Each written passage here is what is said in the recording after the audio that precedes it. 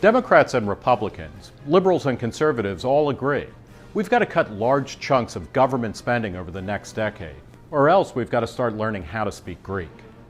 The Congressional Budget Office projects that if we keep spending the way we have been, federal debt held by the public will grow from around 60% of GDP to a whopping 82%. Conservative Republicans are happy to talk about cutting spending on the poor, on education, and even on cowboy poetry readings. But they insist that spending on defense not only not be trimmed, but that it be increased. Here are 3 reasons conservatives and all other red-blooded Americans should cut defense spending now. Didn't we just win or at least end the war in Iraq? And aren't we winding down in Afghanistan? After World War II, Vietnam, and the end of the Cold War, military spending got cut, as it should. More to the point, spending on the military and Homeland Security has grown by 90% in inflation-adjusted dollars since 2000.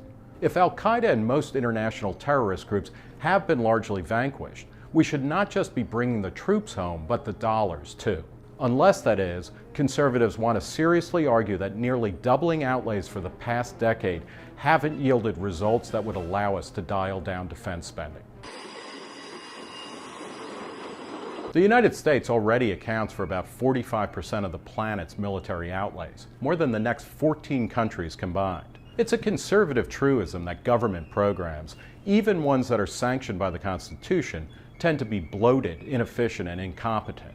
Surely that logic applies to the Pentagon and the Department of Homeland Security. In fact, after spending $56 billion in security measures, flying is no safer now than it was before the 9/11 attacks. It was a Republican president, the war hero Dwight Eisenhower, who sounded the alarm about the military-industrial complex's insidious ability to grow and grow like a cancer on the American body politic. Americans are rightly tired not just of dubious, inconclusive wars that have led to the death of thousands of Americans and hundreds of thousands of others. They're also tired of out-of-control spending by a Washington elite that is totally out of touch with everyday Americans.